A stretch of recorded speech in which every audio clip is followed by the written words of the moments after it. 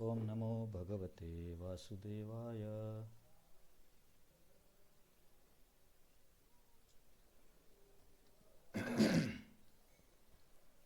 ओम नमो भगवते वासुदेवाय।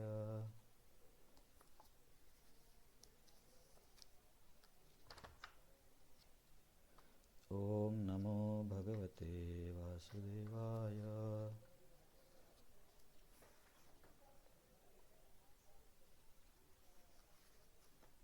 हरे कृष्ण. आपण गीतेच्या 10व्या अध्यायाचा अभ्यास करतोय, ज्याचं नाव आहे विभूती योग. 9व्या अध्यायाच्या शेवटी भगवंत सांगतात की कसा भक्त असला पाहिजे. माझी भक्ती कर, माझ्यावरती लक्ष केंद्रित कर, मनमना भो मद भक्तो, तो शेवटचा श्लोक आहे. मग या 10व्या अध्यायामध्ये भगवंत वेगळ्या गोष्टींचं वर्णन करतील, ज्यांना बघून भगवंतांचं स्मरण होईल किंवा मन त्यांच्यामध्ये फिक्स करता येईल. तर या वेगवेगळ्या गोष्टींना विभूती म्हणतात. तर या अध्यायामध्ये पहिल्या 7 श्लोकामध्ये व्यक्ती देवता आहे, ऋषी आहे किंवा चतुष्कुमारी कोणीही जरी असला तरी त्याच्या पदाने तो भगवंतांना समजू शकत नाही. भगवंतांना समजण्याचा एकच मार्ग आहे, ती म्हणजे भक्ती.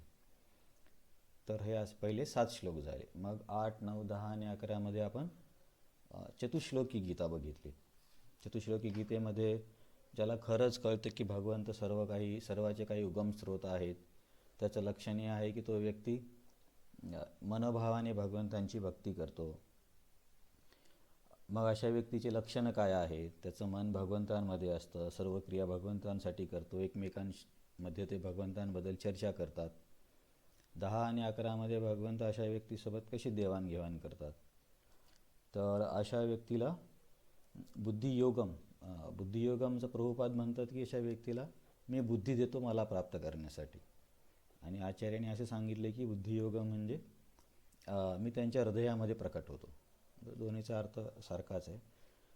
आणि मग 11व्या श्लोकामध्ये कुणी म्हणेल की परंतु अशी व्यक्ती जर ज्याच्या मनामध्ये आणखीन विकार आहे, त्याच्या मनामध्ये तुम्ही कसे काय प्रकट व्हाल? तर 11व्या श्लोकात भगवंत सांगतात की त्याची काळजी त्याला घेण्याची गरज नाही आहे. त्या साधकाला मी स्वतः त्याच्या हृदयामध्ये उपस्थित होऊन नाशयामी आत्मभाव असतो, ज्ञानाच्या दीपाने त्याच्या मनातील सर्व विकार मी नष्ट करतो. तर इथे मनातील विकार किंवा अशुद्धता म्हणजे भौतिक इच्छा. मग हे सगळं ऐकून अर्जुनवरती खूप प्रभाव होतो आणि अर्जुन म्हणतो की तुम्हीच परम सत्य आहात, तुम्हीच परम ब्रह्म आहात, तुम्हीच परमधाम आहात, तुम्ही दिव्यम आहात, शाश्वत आहात, पुरुष आहात, परम पवित्र आहात. आणि हे सगळं मी एकटा नाही सांगत आहे, तर इतर साधू ऋषींचं पण हेच मत आहे, अशी देवल व्यास. आणि तुम्हाला कोणीच जाणू शकत नाही, फक्त तुम्ही स्वतःला जाणू शकता. नंतर मग अर्जुन 16 आणि 17 मध्ये भगवंतांना विनंती करतो की मला अशा काही गोष्टी सांगा की ज्याच्या सहाय्याने मी व्यावहारिक जीवनामध्ये तुमचं स्मरण करू शकेल. व्यावहारिक जीवनात ज्या काही गोष्टी दिसतील त्याच्या सहाय्याने. केशु केशुच भावेषु चिंतोसी भगवन्मया. 17 मध्ये मग कोणी म्हणेल एवढं काय ऐकण्याची गरज आहे? तर अर्जुन मग 18 नंबरच्या श्लोकामध्ये सांगतो की तुमच्याबद्दलची जी माहिती आहे ती अमृता समान आहे आणि ऐकून कुणाचीही म्हणजे काय म्हणता येईल की आता तो तृप्त झाला किंवा त्याच्यापेक्षा जास्त ऐकू शकत नाही असं शक्य नाही आहे. त्यामुळे तुम्ही विस्ताराने सांगा. मग भगवंत म्हणतात ठीक आहे, तुझी इच्छा आहे विस्ताराने ऐकायची, परंतु माझ्या ज्या विभूती आहेत त्या तर अनंत आहेत, त्या सर्व सांगणं तर शक्य नाही आहे. पण तरीसुद्धा मी तुला त्यातील काही प्रमुख विभूती सांगतो. आणि मग हे विभूती सांगायला सुरुवात भगवंत 20 नंबरच्या श्लोकापासून करतात. मग आपण वेगळ्या प्रकारच्या विभूती बघत बघत श्लोक क्रमांक 30 पर्यंत आलोत. मागच्या वेळेस 30 संपला होता ना?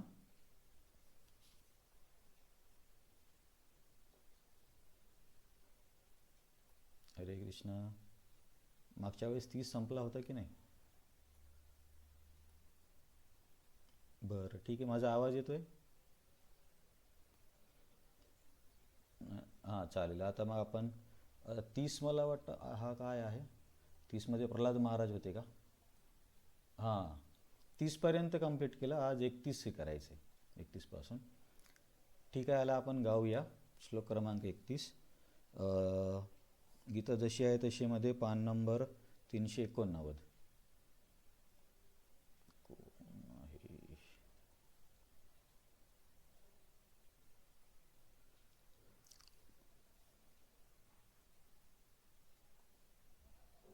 पवनः पवतामस्मि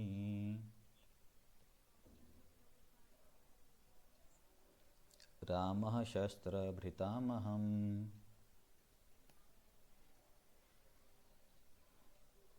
जशानामकरश्चास्मि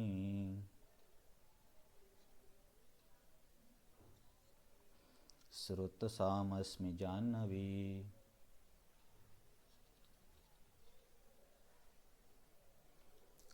तर या श्लोकामध्ये भगवंत त्यांच्या आणखीन काही विभूतीचं वर्णन करत आहेत.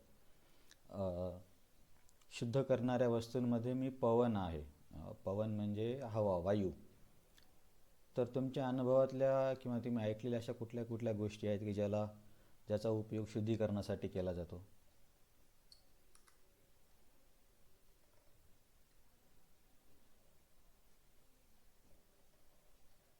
हरे कृष्ण. आवाज येतोय?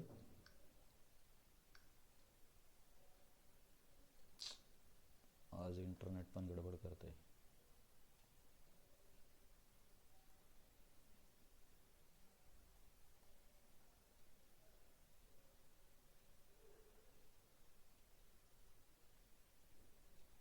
हरे कृष्ण.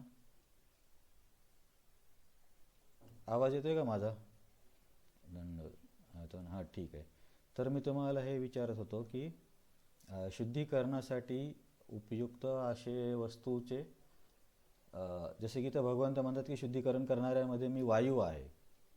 तर शुद्धीकरण करण्यासाठी तर कुठल्या कुठल्या गोष्टी तुमच्या अनुभवामध्ये आहेत?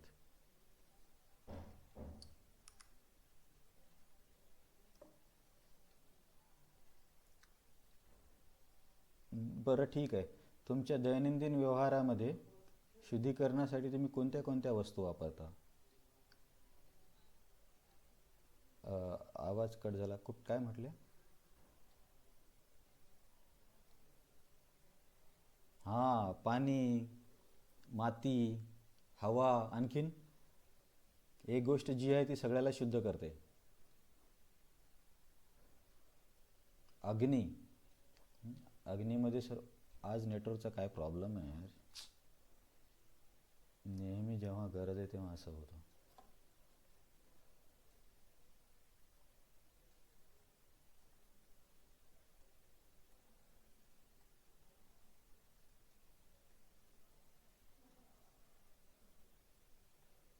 हरे कृष्ण.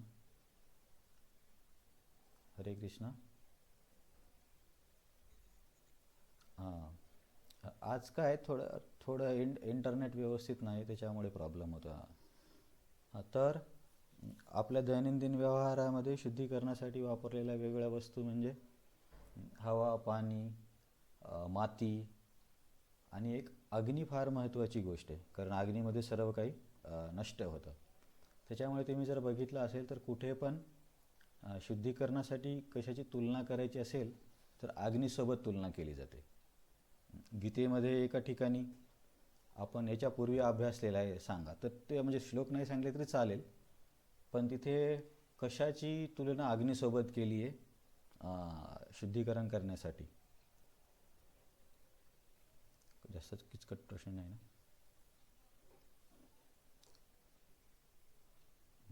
तुमचा आवाज ब्रेक होतोय.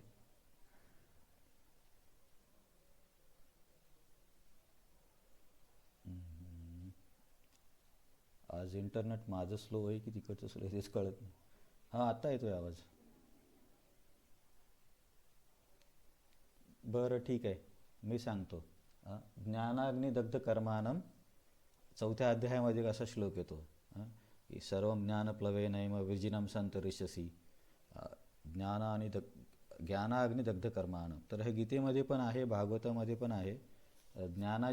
ज्ञानाला अग्नीची तुलना दिली जाते, अग्नीची उपमा दिली जाते, की ज्याप्रमाणे अग्नी त्याच्यामध्ये जे काही आहे, जे काही त्याच्यामध्ये टाकलं जातं त्याला भस्म करतो, त्याप्रमाणेच जे ज्ञान आहे. आता हे ज्ञान म्हणजे हे ज्ञान नाही, निराकाराचं ज्ञान नाही, हे भक्तिमय ज्ञान आहे. तर अशा ज्ञानाला पण अग्नीची तुलना दिली जाते. यथैधांसी समिधो अग्निर्भस्मसात कुरुते अर्जुना ज्ञानाग्नी सर्व कर्माणी भस्मात कुरुते तथा. तर मी तुम्हाला याच्यासाठी सांगत आहे की या श्लोकामध्ये वेगवेगळ्या विभूतीचं वर्णन करताना शुद्धीकरणामध्ये भगवंत स्वतःला वायू म्हणतात. तर तुम्ही ऐकलं असेल की नाही माहिती नाही, पण इथं जेव्हा मी जीवीला आलो आम्ही, तर थंडीमध्ये काय होतं की सकाळी दररोज स्वेटर घालायला लागतो सकाळच्या सेवेमध्ये, पण त्याला दररोज धुवून दररोज सुकवणं कठीण आहे. तर मग मी असं ऐकलं की एका प्रभूजींनी सांगितलं की असा एक नियम आहे की लोकरी वस्तू आणि बहुतेक रेशमी ह्या काही तासासाठी हवेत ठेवल्या तरी शुद्ध होतात, त्यांना पुन्हा धुण्याची गरज नाही, नाहीतर दररोज दररोज धुतल्यावर ते सुकणार कसे. तर हे अशा काही नियम आहेत की ज्याच्या सहाय्याने शुद्धीकरण केलं जातं. पण इतर बऱ्याचशा ठिकाणी शुद्धतेसाठी वापरण्यात येणाऱ्या घटकाला अग्नीच जास्त महत्त्व दिलं जातं. पण इथं भगवंत वायूचं का स्वतःला वायू का म्हणत आहेत ते कळत नाही, किंवा या शुद्धीकरण करणाऱ्या विभूतीमध्ये स्वतःला वायू का म्हणतायत ते कळलं नाही, किंवा असं तर नाही ना. पवित्र करणाऱ्यांमध्ये मी वायू आहे म्हणतात. तर पवित्र करणाऱ्या बऱ्याच गोष्टी आहेत, पण इथे भगवंतांनी त्यांची विभूती वायू सांगितली आहे. बरं ठीक आहे, अशी एक वस्तू सांगा की जी सर्व काही पवित्र करते परंतु स्वतः पवित्र होत नाही, आणि त्याच्या या गुणासाठी भगवंतांना त्याची उपमा दिली जाते.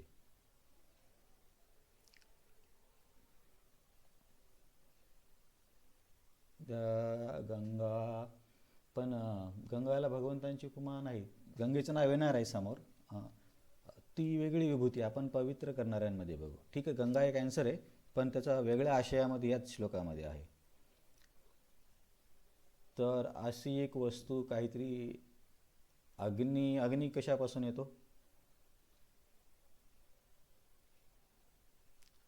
ठीक आहे, तुम्ही ऐकलं असाल, आपण आधी सूर्य आहे ना. सूर्य असा आहे की सर्व काही शुद्ध करतं पण स्वतः अशुद्ध होत नाही, असं हे बऱ्याच ठिकाणी वर्णन आहे. ईशोपनिषदमध्ये पण येतं की समजा रस्त्यावरती काही घाण पडलेली आहे, तर त्या उष्णतेमुळे ती हळूहळू सुकून स्वच्छ होऊन जाते, किंवा त्या जागेवरती समजा जे काही पदार्थ असेल ते सुकून जातात, ती जागा शुद्ध होते. परंतु असं होत नाही की तिथली घाण उडून सूर्यावरती जाते, सूर्याला त्या घाणीचा काहीच फरक पडत नाही. तर अशीच भगवंतांना उपमा दिली जाते की ते सर्व काही शुद्ध करणारे आहेत, परंतु त्यांच्यावरती कुठल्याही गोष्टीचा परिणाम होत नाही. कारण एका ठिकाणी आपण असं पण म्हटलं ना की भगवंत म्हणतात मी कुणाचे पाप पण घेत नाही आणि मी कुणाचे पुण्य पण घेत नाही. तर ते सूर्यासारखे आहेत. सूर्य जरी सर्व गोष्टीला स्वच्छ करतो, परंतु त्या गोष्टीचा सूर्यावरती प्रभाव होत नाही. तसे भगवंत आहेत, सर्वांचं शुद्धीकरण करून.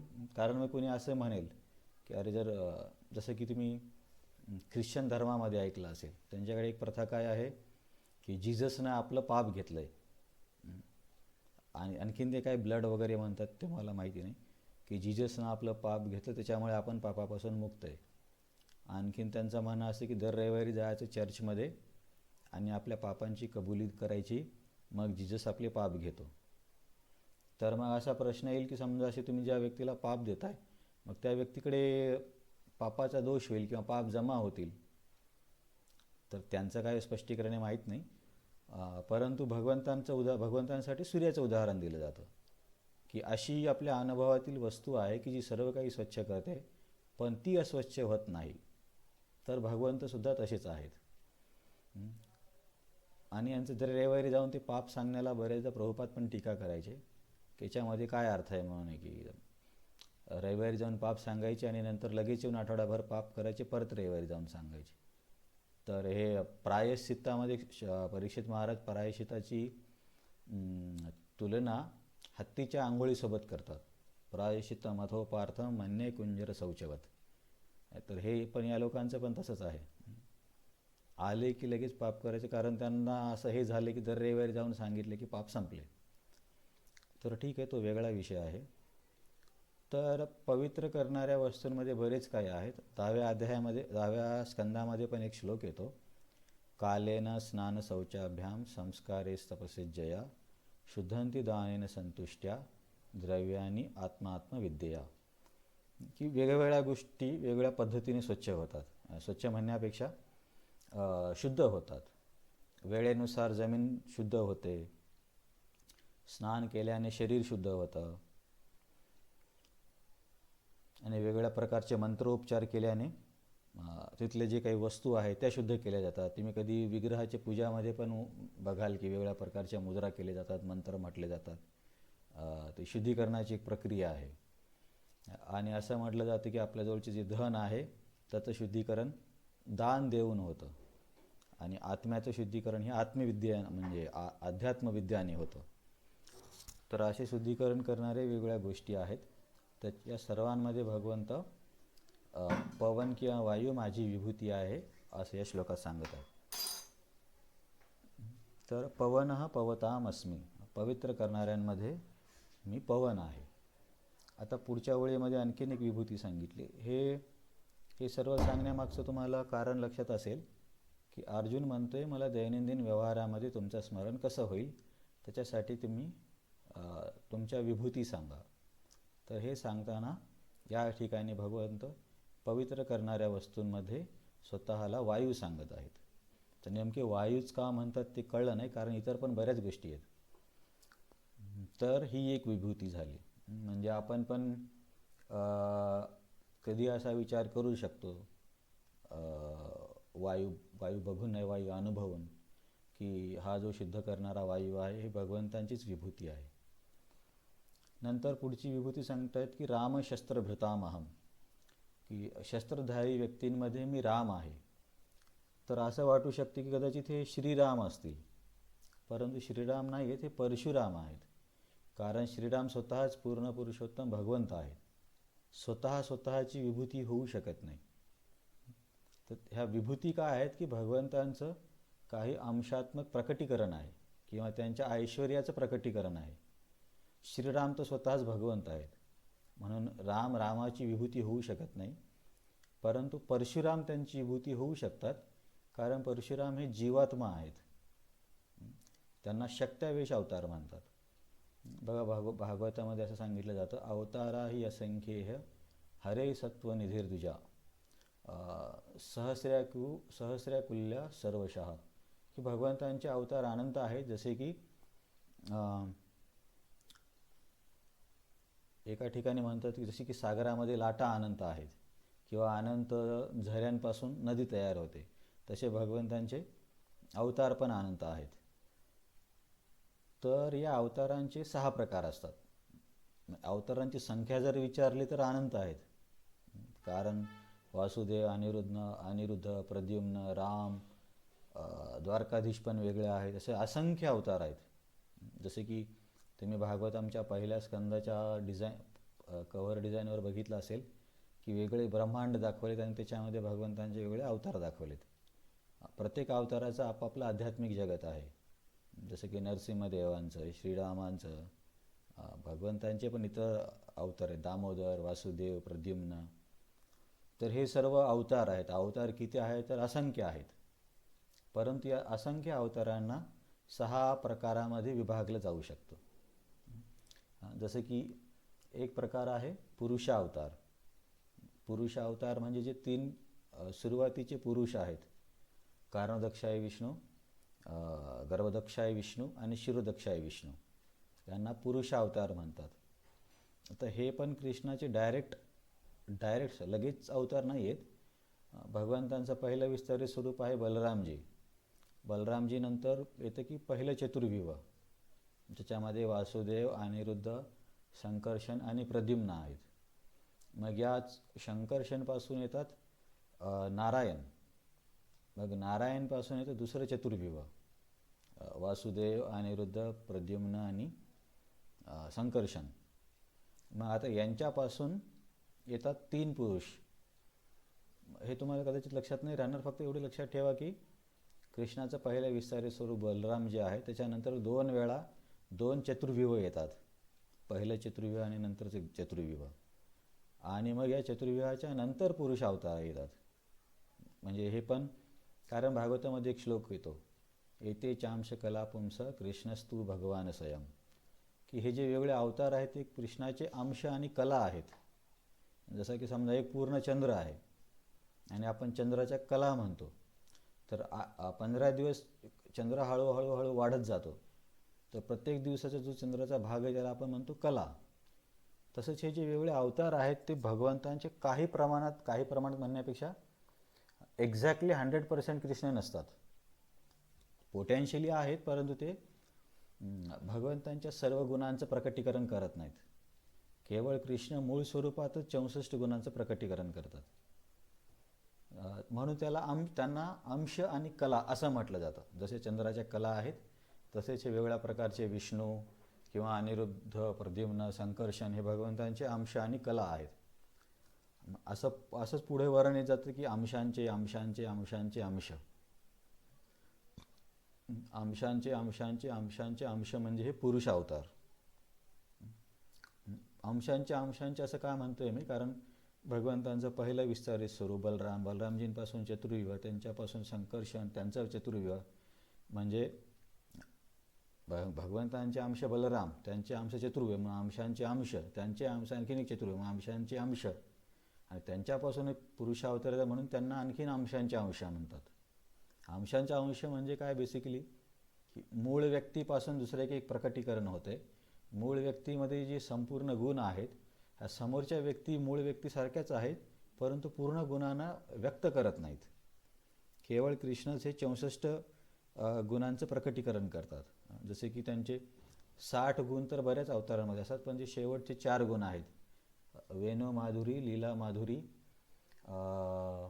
सौंदर्य माधुरी, आणखीन एक काहीतरी माधुरी, असे 4 ज्या माधुरी आहेत ते फक्त कृष्णच प्रकट करतात.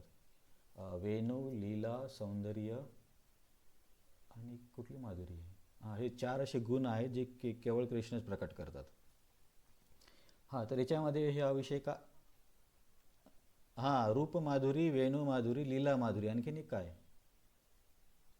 रूप, वेणू, लीला आणि कला आहे का, कला माधुरी. असे 4 जे 4 आहेत 64 पैकी, म्हणजे 64 पैकी पूर्ण 64 केवळ कृष्णच प्रकट करतात. बाकीच्या अवतारांमध्ये क्षमता आहे परंतु ते प्रकट करत नाहीत, सांगण्याचा भाव असा आहे. आणि असं नाही की कृष्ण एक वेगळी व्यक्ती आहे आणि विष्णू एक वेगळी व्यक्ती आहेत, असं नाही आहे. ते सर्व ईश्वर तत्वच आहेत, किंवा काय म्हणता येईल, विष्णू तत्वच आहेत. फक्त ब्रह्मसंहितेमध्ये ब्रह्माजी फरक समजावून सांगतात की जशी एक मेणबत्ती असते पेटलेली, ती मेणबत्ती नंतर इतर मेणबत्तींना पेटवण्यासाठी वापरली जाऊ शकते. तर तसं कृष्णाचं आहे, कृष्ण मुख्य मेणबत्ती आणि ज्या इतर मेणबत्तींना पेटवण्यासाठी वापरली जाणारी. पण सर्व काही मेणबत्तीच आहेत, सर्व काही सारख्याच आहेत. फरक एवढाच आहे की एक दुसऱ्याच्या उगमाचं कारण आहे, असं ब्रह्माजी ब्रह्मसंहितेमध्ये सांगतात. तर इथं हा विषय कशासाठी आला की परशुरामजी कोणत्या प्रकारामध्ये येतात. तर हे 6 प्रकार मी तुम्हाला बोला, असंख्य अवतार आहेत, त्यांचं विभागीकरण 6 प्रकारात केलं जातं. पुरुष अवतार, गुण अवतार, लीला अवतार, मन्वंतर अवतार, युग अवतार आणि शक्त्यावेश अवतार, अशा अवतारांचे 6 प्रकार आहेत. संख्या तर असंख्य, परंतु प्रकार 6 आहेत. पुरुष अवतार 3 पहिले विष्णू, गुणावतार म्हणजे ब्रह्मा, विष्णू आणि महेश. आता हे विष्णू जरी त्या विष्णूसारखेच असले तरी यांचं कार्य काय आहे की या जगतामधलं काय म्हणतात, क्रिएशन, मेंटेनन्स आणि डिस्ट्रक्शन, तयार करणं, त्याला ठेवणं आणि त्याला नष्ट करणे, हे ब्रह्माजी, महादेव आणि विष्णू करतात. तर यांना म्हटलं जातं गुण अवतार. गुण अवतार का म्हणतात, कारण हे एकेकडे गुणाचं प्रतिनिधित्व किंवा त्या गुणांच्या साह्याने कार्य करतात. जसे की ब्रह्माजी रजोगुणाच्या साह्याने निर्मिती करतात, महादेव तमोगुणाच्या साह्याने सर्व काही नष्ट करतात आणि भगवंत विष्णू सत्वगुणांच्या साह्याने सगळ्याचं पालन करतात, म्हणून त्यांना गुणावतार म्हणतात.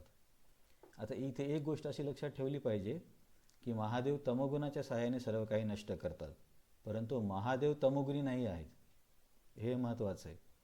कारण ते पण ईश्वर तत्व आहे, त्यांना तमोगुण स्पर्श करू शकत नाही.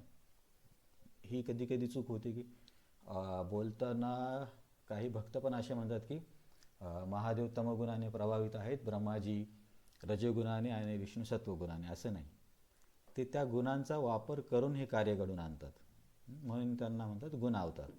पुरुषावतार बघितले, गुणावतार बघितले. नंतर आहे मन्वंतर अवतार. जसे की आपण बघितले की ब्रह्माजीच्या एका दिवसामध्ये 72 मनू होऊन जातात. तर या 72 मनू एका दिवसामध्ये 72 मनू होतात. तर जेव्हा मनू एका दिवसामध्ये 14, 72 कधीच्यामध्ये होतात, 72 सायकल येत वाटते एका मनूच्या. बरोबर, 14. तर 1000 युगाचा एक दिवस, त्याच्यामध्ये 14 मनू होतात. तर मनूंचं पण एक शिष्टमंडळ असतं या व्यवस्थापन करण्यासाठी. मनूची मुलं, सप्तर्षी, देवता, इंद्र आणि मन्वंतर अवतार. तर प्रत्येक नवीन मनू आल्यावरती हे सर्व चेंज होतात.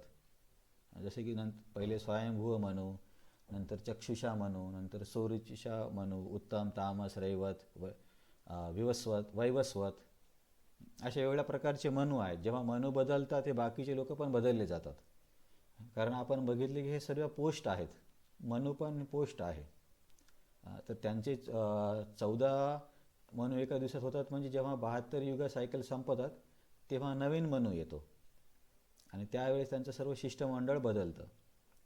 तर या प्रत्येक मनूच्या शिष्टमंडळासोबत भगवंत पण येतात मदत करायला. तर त्या अवताराला म्हणतात मन्वंतर अवतार. तर हा एक अवताराचा प्रकार आहे, मन्वंतर अवतार. त्याच्यानंतर युग अवतार. युग अवतारमध्ये पण सत्ययुग, द्वापरयुग, त्रेतायुग, कलियुग, प्रत्येक युगासाठी एक अवतार येतो, त्यांना म्हणतात युग अवतार. कलियुगाचा युग अवतार कोण आहे?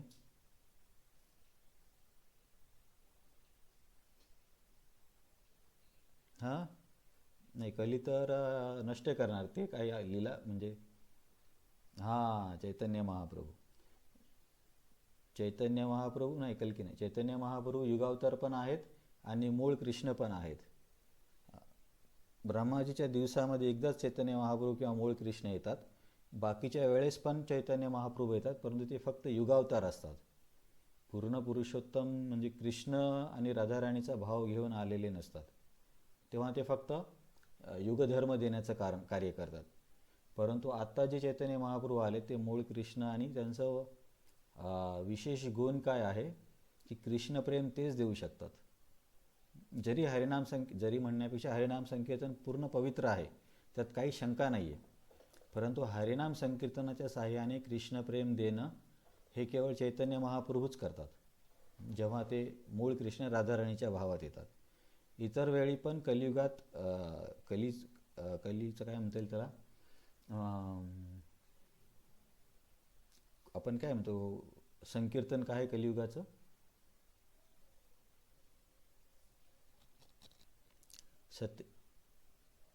सत्ययुगामध्ये ते ध्यान करायचे. तर ठीक आहे, कलियुगाचा धर्म जरी नेहमी नामसंकीर्तन असला तरी या वेळेस चैतन्य महाप्रभू जे भगवंतांच्या भावामध्ये आलेत राधाराणीच्या, त्यांचं वैशिष्ट्य हे आहे की ते कृष्णप्रेम देऊ शकतात. म्हणजे इतर वेळेस हे हरिनाम कृष्णप्रेम देत नाही, मोक्ष देईल पण कृष्णप्रेम देत नाही.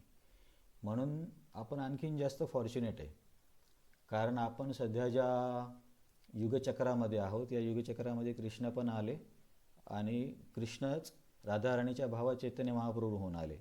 हे ब्रह्माजीच्या एका दिवसामध्ये एकदाच घडतं.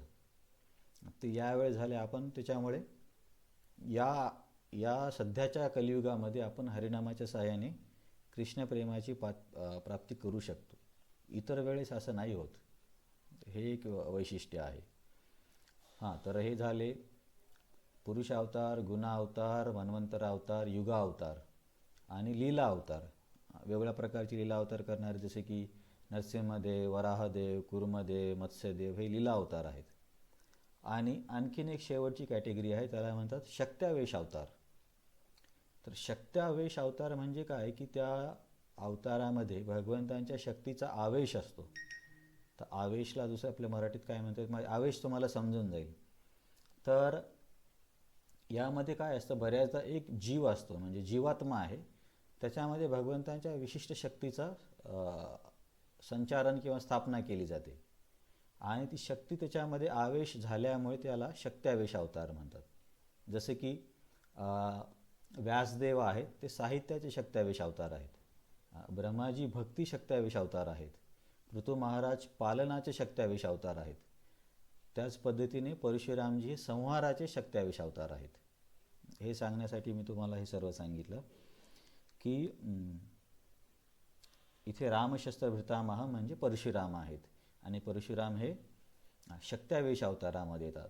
आणि हे परशुराम हे राम परशुराम आहेत, राम नाही आहेत, कारण राम पूर्ण भगवंत आहे, ते स्वतःची विभूती होऊ शकत नाहीत, परंतु परशुराम त्यांची विभूती होऊ शकतात, कारण परशुराम हे जीवतत्व आहेत, ते ईश्वर नाही आहेत. तर या शक्त्यावेश अवतारामध्ये कधी कधी स्वतः भगवंत पण येतात, ते पण आहे, परंतु सामान्यतः शक्त्यावेश अवतारामध्ये जीवात्मा ज्याच्यामध्ये काहीतरी विशिष्ट शक्ती भगवंतांद्वारे दिली जाते. त्याचे उदाहरण नारद मुनी, व्यासदेव, पृथु महाराज, परशुराम हे सर्व शक्त्यावेश अवतार आहेत. तर रामशस्त्र भृतामह म्हणजे शस्त्रधारींमध्ये मी परशुराम आहे असे भगवंत म्हणतात. तर परशुरामांचे तुम्ही तर हा प्रसंग माहीतच असेल की परशुरामांचे जे वडील होते जमदग्नी, त्यांच्याकडे गाय होती, ती गाय घेण्यासाठी कार्तिवीर्य अर्जुन येतो. गाय घेण्यासाठी म्हणजे गायीचा तो प्रभाव बघून. तर मग जमदग्नी म्हणतात की नाही, ही तर मला आवश्यक आहे, कारण माझे यज्ञ वगैरे कर्म कसे होणार. तर मग तेव्हा कार्तिवीर्य अर्जुन जबरदस्ती घेऊन जातो. मग जेव्हा यांना कळतं परशुरामजींना की कार्तिवीर्य अर्जुनने असं केलं आहे, तेव्हा परशुरामजी त्यांच्याकडे जातात, गाय घेऊन येतात, कार्तिवीर्य अर्जुनला मारतात, त्याच्या सर्व मुलांना पण मारतात. कितीतरी 1000 मुलं होते, पण त्यातले 3-4 मुलं शिल्लक राहतात. ते नंतर वडिलांचा प्रतिशोध घ्यायचा म्हणून जमदग्नी ऋषीचं डोकं कापतात. मग जेव्हा परशुरामजींना हे कळतं की यांनी असं केलं आहे, मग तेव्हा परशुरामजी शपथ घेतात की मी पृथ्वीवरून सर्व क्षत्रियांना नष्ट करणार. तर परशुरामजी असं म्हटलं, तुम्ही ऐकलं असेल की 21 पिढ्या क्षत्रियांच्या नष्ट करतात. त्यावेळेस मग आपण यांचा पण प्रसंग ऐकतो की दशरथ महाराजांचा, त्यांना पण मारण्यासाठी आले होते ते, परंतु त्यांचा एक नियम होता की कुणी विवाह करत असेल तर त्यांना मारणार नाही, म्हणून दशरथ महाराजांचे 300 विवाह झाले होते.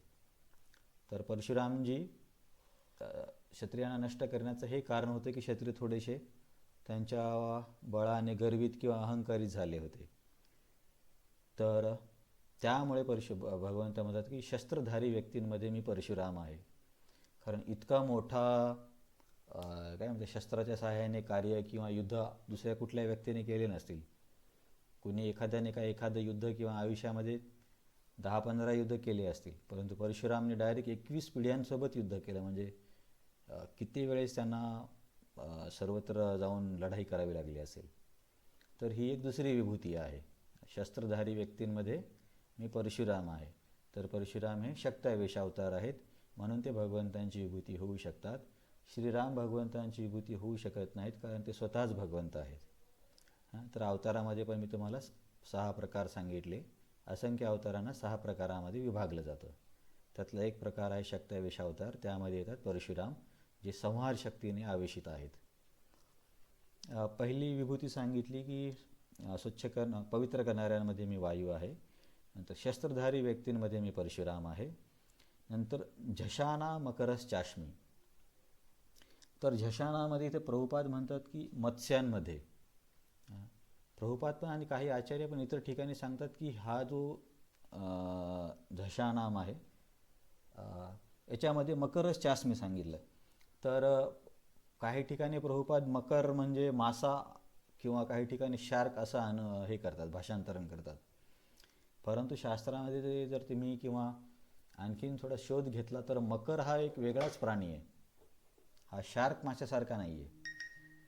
तर मकर या प्राण्याचं वैशिष्ट्य काय आहे की याचं डोकं हत्तीसारखं असतं आणि शरीराचा मधला भाग मगरासारखा किंवा माशासारखा असतो आणि त्याच्या शेपटीचा भाग मोरासारखा असतो. तर हा मकर एक विशिष्ट विशिष्ट प्राणी आहे.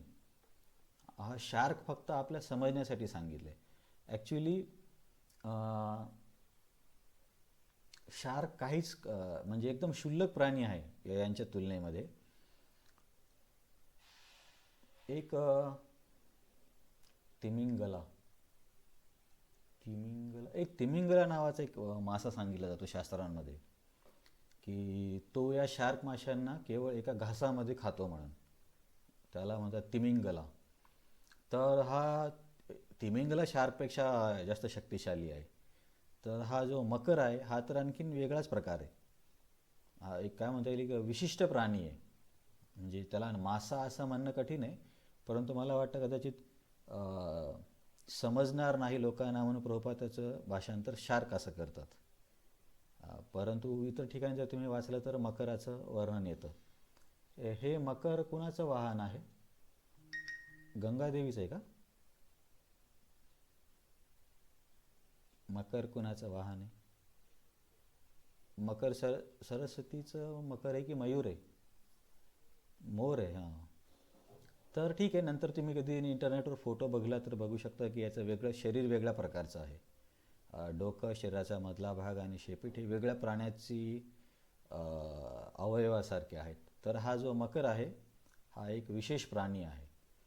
तर समुद्रातील सर्व जलचरांमध्ये म्हणण्यापेक्षा किंवा सर्व माशांमध्ये मी मकर आहे असे भगवंत म्हणतात. ही एक विभूती आहे. नंतर या श्लोकातली शेवटची विभूती आहे श्रोतसामस्मी जान्हवी, की सर्व नद्यांमध्ये मी जान्हवी म्हणजे गंगा आहे. तर गंगा प्रकटीकरणाची गोष्ट तुम्हाला माहिती आहे? माहिती आहे ना? हां. तर जे सगर महाराजांच्या मुलांना उद्धार करण्यासाठी त्यांच्या पिढ्यांमध्ये वेगवेगळे व्यक्ती प्रयत्न करतात. तर शेवटच्या पिढीमध्ये म्हणजे जी गंगा नदीला प्रकट करू शकले ते आहेत भगीरथ महाराज. तर जेव्हा भगीरथ महाराजांच्या तपस्येने गंगादेवी प्रसन्न होते, म्हणजे त्यांच्या पिढ्यांमध्ये 3-4 पिढ्यांमध्ये प्रत्येकाने तपस्या केली गंगादेवीला आणण्यासाठी, परंतु तपस्या करताना त्यांना मृत्यू आला, पण ते प्राप्त नाही करू शकले. परंतु भगीरथ महाराज गंगादेवीला प्रसन्न करतात आणि म्हणतात की माझ्या पूर्वजांना मुक्त करण्यासाठी तुम्ही या. का गंगादेवीलाच आणावं लागतं? कारण ते जे सगर महाराजांचे मुलं होते त्यांचा जो घोडा आहे इंद्र चोरून कपिलदेवांच्या आश्रमात बांधून ठेवतो. तर सगर महाराजांचे 60,000 मुलं ते घ्यायला जातात आणि ते बघतात की आश्रमात घोडा बांधलेला आहे आणि ते एक साधू बसला आहे. तर असं वर्णन आहे की थोडेसे गर्विष्ठ होते ते. तर त्याने न विचारता काही विचारपूस करता डायरेक्ट बोलायला लागले की या साधूनेच आपला घोडा चोरला आहे. आणि कपिलदेवांवरती जे भगवान कपिलदेव आहेत, देवहूती पुत्र, त्यांना मारण्यासाठी हे प्रयत्न करू लागले. तर कपिलदेवांनी काहीच केलं नाही. या 60,000 राजकुमाराच्या शरीरातून अग्नी प्रकट झाला आणि ते सर्व त्याच ठिकाणी नष्ट झाले. तिथेच त्यांची राख झाली. तर मग अशीच मग पिढ्यानं पुढे अशी पुढं स्टोरी चालते. नंतर मग कपिलदेव सांगतात की तुमच्या पूर्वजांचा उद्धार करण्यासाठी गंगादेवीच करू शकते. मग हे कळल्यामुळे यांच्या पिढ्यांमध्ये गंगादेवीला आणण्यासाठी प्रयत्न केले जातात. भगीरथ महाराज गंगादेवीला प्रसन्न करतात, परंतु गंगादेवी म्हणते की माझा प्रवाह खूप जास्त फोर्सफुल असेल आणि दुसरी गोष्ट की मी आल्यावरती लोक माझ्यामध्ये पाप धुतील, त्याची जबाबदारी कोण घेणार? तर पहिल्या गोष्टीसाठी गंगादेवी म्हणते की तुम्ही शंकराची आराधना करा. मग भगीरथ महाराज परत महादेवांना प्रसन्न करतात. त्यांना म्हणतात की तुम्ही गंगादेवीच्या प्रवाहाला धारण करा. तर मग महादेव तयार होतात. नंतर पापासाठी भगीरथ महाराज सांगतात की साधो नाशिना शांता ब्रह्मिष्ठा लोक पावना हरंती अगमते अंगसंगा तेशा असते ही अगभिधहरी, की जे साधू संत भक्त लोक ज्यांचे जे प्रामाणिक भक्त आहे, ज्यांच्या हृदयामध्ये भगवंत आहेत, ते जेव्हा तुमच्या पाण्यामध्ये स्नान करतील तेव्हा इतर लोकांच्या पापांमुळे तुम्ही जे प्रभावित झाले आहात तो दोष मुक्त होईल.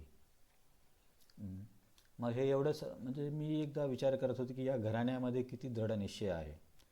सगर महाराज, त्यांचा मुलगा, त्यांचे जे मुलं मेले 60,000, आणि दुसऱ्या पत्नीपासून एक मुलगा होता असमंजस थोडासा विचित्र होता. मग त्याचा मुलगा अंशुमानचा मुलगा दिलीपचा मुलगा भगीरथ, एवढ्या पिढ्यांनी प्रयत्न केले. आणि एवढ्या पिढ्याच्या नंतर जेव्हा गंगा प्रसन्न झाली, परत गंगादेवी म्हणते की मला कोण धारण करणार, शंकरांची तपस्या कर. म्हणजे सामान्यतः आपल्यापैकी कुणी असतं ती व्यक्ती किती फ्रस्ट्रेट झाला असता की अरे आमच्या एवढ्या पिढ्यांनी प्रयत्न केले, गंगादेवी प्रसन्न झाली नाही, इकडून तिकडून प्रसन्न झालीच, तर आता एक आणखी नवीन काम देते. आता हे पण माहिती नाही की शंकर त्यांच्या याच जन्मात प्रसन्न होतील की नाही होतील. नसते झाले तर पुढच्या पिढीला करावं लागलं असतं. परंतु महादेव आशुतोष आहेत, ते प्रसन्न होतात, ती एक समस्या दूर होते. नंतर हे माझ्यातले दोष कोण दूर करे हे सांगितलं. तर इथं आपल्याला हे कळतं की भगीरथ महाराज किती काय म्हणते शास्त्र प्रवीण किंवा शास्त्रज्ञ होते. समजा आपल्यासारख्या व्यक्तीला कोणी पटकन गंगादेवी किंवा एखाद्या भगवंताने सांगितलं असतं की ठीक आहे, मी तुझं हे काम करेल, पण या कामाच्या प्रभावाने मी जर दूषित झालो तर मग मला कोण ठीक करणार. तर भगीरथ महाराजांना ह्या सगळ्या गोष्टी ज्ञात होत्या. भगीरथ महाराज लगेच सांगतात की साधू संत भक्त जेव्हा येतील तेव्हा तुम्ही दोषमुक्त होणार. म्हणजे इथे केवळ शारीरिक प्रयत्न नाही, तर शास्त्राचं ज्ञान, बौद्धिक शक्ती सर्व काही या घराण्यामध्ये होती. एवढं सर्व करून मग गंगादेवी त्यांच्या मागे आता प्रवाहित होते महादेवाच्या जटांमधून येऊन. त्याचे पण वेगळे प्रवाह आहेत, त्याच्या प्रवाहानुसार वेगळे नावं आहेत. अलकनंदा, या ब्रह्मांडामध्ये गंगा नदी कशी प्रवेश करते त्याच्यानुसार पण 4 प्रवाह तयार झालेत. तर भगीरथ महाराजांच्या मागे गंगादेवी येते. भगीरथ महाराज रथाच्या सहाय्याने आपल्या पूर्वजांची जी तिथं राखेचा ढीग आहे तिथे घेऊन त्यांना जात असतात. तर रस्त्याने जाताना गंगा एकदम प्रवाहाने त्यांच्या मागे मागे येते आणि एका ठिकाणी जानू मुनीचा आश्रम असतो. त्या गंगेच्या प्रवाहाने जानू मुनीचा पूर्ण आश्रमच वाहून जातो. ऑलरेडी गंगा एवढी पॉवरफुल. तर जानू ऋषींना थोडासा राग येतो की अरे असं कसं काय करू शकतात की डायरेक्ट माझा आश्रमच वाहून गेला. तर जानू ऋषी एवढे शक्तिशाली असतात की ते पूर्ण गंगेच्या प्रवाहाला पिऊन घेतात. जस्ट एक विचार म्हणून तुम्ही सांगा की समजा विचार करा की 5-6 पिढ्यांनी एवढे प्रयत्न केले, नंतर एका पिढीला प्रसन्न गंगा झाली, नंतर महादेवाला प्रसन्न केल्यानंतर गंगा आली. गंगा आल्यावरती आपल्या पूर्वजांकडे जाणार, तिथेच रस्त्यातच गंगा संपून गेली. म्हणजे सामान्य व्यक्ती असता तर म्हणजे किती त्रस्त झाला असता.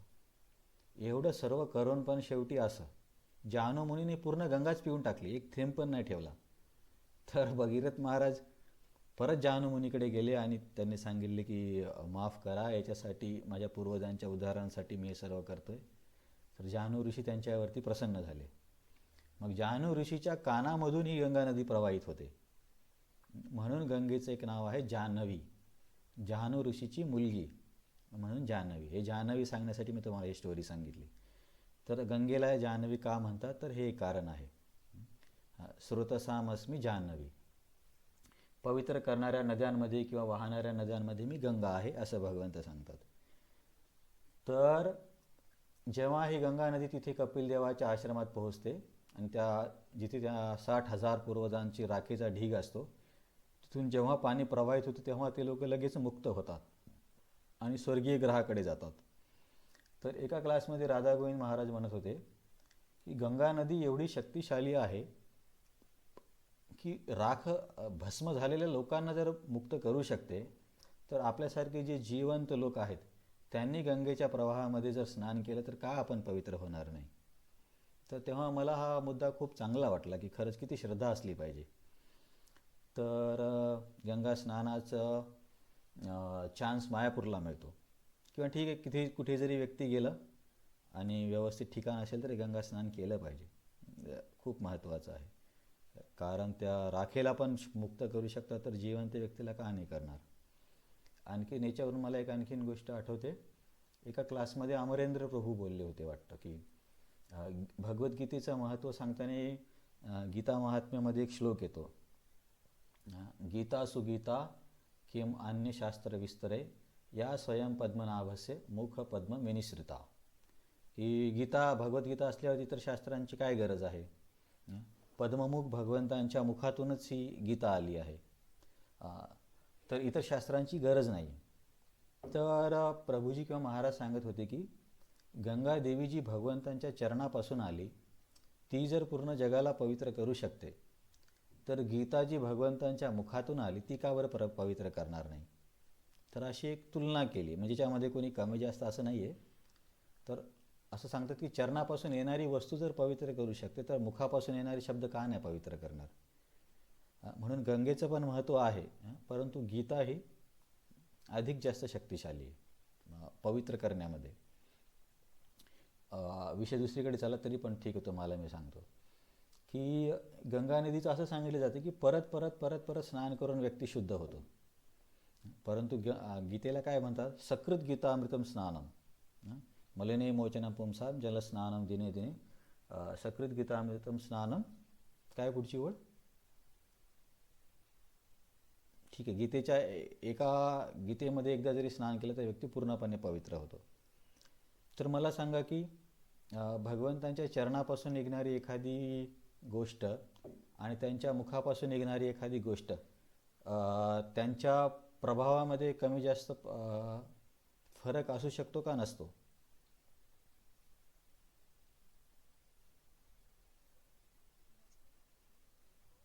बरं ठीक आहे. काही जणांचं म्हणणं नसतो, सर्वांचं नसतो म्हणणं आहे, काही जणांचं असतो म्हणणं आहे. बरं ठीक आहे. फक्त कल्पनेसाठी आपल्या शरीराचा विचार करा. आपल्या पायाला लागलेल्या वस्तू किंवा आपल्या काय म्हणता येईल मुखातून येणारे शब्द, तर यामध्ये जास्त पवित्र कशाला मानलं जातं. आपल्या मुखातून मुख किंवा मुखाला किंवा चेहऱ्याला जास्त महत्त्व दिलं जातं. तर आता मला भगवंतांच्या बाबतीत सांगा की त्यांच्या चरणातून येणारी एखादी गोष्ट आणि त्यांच्या मुखातून येणारी एखादी गोष्ट, या दोन्हीमध्ये कमी जास्त.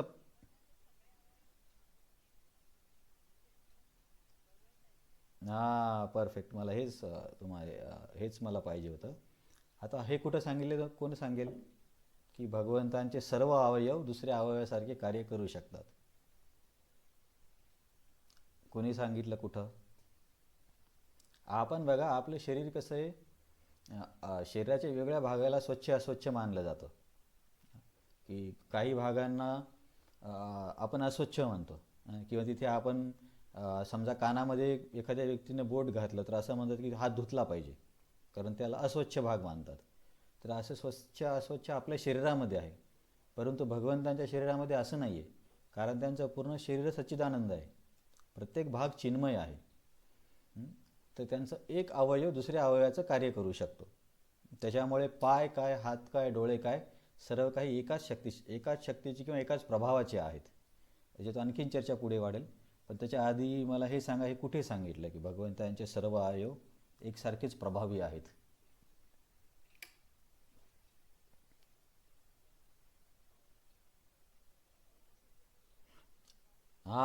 परफेक्ट.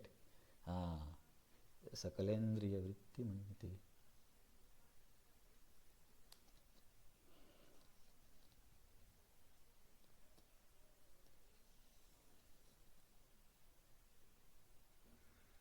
तर हा श्लोक बघा, तुम्हाला लक्षात ठेवायला जास्त कठीण नाही जायला पाहिजे, कारण दररोज मंदिराच्या शृंगार आरतीमध्ये हा श्लोक आहे. 2च श्लोक आहेत ब्रह्मसंहितेपैकी, त्यापैकी हा आहे. तर हा श्लोक काय सांगतो की भगवंतांचं प्रत्येक इंद्रिय दुसऱ्या इंद्रियाचं कार्य करू शकतो. त्याच्यासाठी प्रभुपाद एक उदाहरण नेहमी द्यायचे की भगवंत या प्रकृतीमध्ये गर्भधारण कशी करतात, की भगवंत केवळ प्रकृतीकडे दृष्टिक्षेप करतात आणि त्या दृष्टिक्षेपातून जीवशक्ती आणि कालशक्ती प्रधानमध्ये प्रवेश करते, महत्त्वामध्ये. तर सांगण्याचा उद्देश काय की भगवंत डोळ्याने पण गर्भधारण करू शकतात, कानाने खाऊ शकतात, नाकाने बघू शकतात, कारण त्यांचं सर्व शरीर सच्चिदानंद आहे, एक अवयव दुसऱ्या अवयवाचं कार्य करू शकतो. म्हणून जर कोणी असं म्हटलं की अरे प्रसादाची प्लेट भगवंतासमोर ठेवली आहे, त्यांनी ती कशी खातील, त्यांचे हात तर असे वरती वासरीमध्ये आहेत, तर नक्कीच ते हाताने पण खाऊ शकतात. पण दुसरी गोष्ट एक आहे की भगवंत केवळ दृष्टिक्षेपाने पण आपला भोग ग्रहण करू शकतात, कारण त्यांना हाताने उचलून मुखात टाकल्यावरतीच भोजन करता येतं असं नाही आहे. ते मर्यादा आपल्याला आहे, त्यांना नाही आहे. म्हणून केवळ दृष्टिक्षेपाने पण तो भोग ग्रहण करतात. हां, आणखीन याच्यामध्ये आणखीन एक मुद्दा हा आहे की एकदा मला एक व्यक्ती पण विचारत होता. मी मुंबईमध्ये पुस्तक वितरण करताना एका रेल्वे स्टेशनवर उतरलो, तर तिथे ते लोक असतात बघा, असे चप्पल वगैरे बूट पॉलिश करणारे प्रत्येक स्टेशनला. तर तिथला एका व्यक्तीने मला बोलवलं आणि तो बोलला की शास्त्रामध्ये असं सांगितलं आहे की शूद्र जे आहेत ते भगवंतांच्या पायापासून येतात, म्हणून ते कनिष्ठ आहेत. मग तो बोलला की आम्हाला शूद्र मानलं जातं, आम्ही त्या पुरुषाच्या पायापासून आलो, म्हणून आम्ही खरेच कनिष्ठ आहोत का? तुम्हाला काय वाटतं, काय उत्तर द्यायला पाहिजे?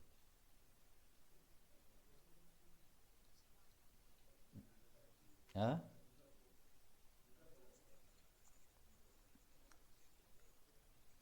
हां.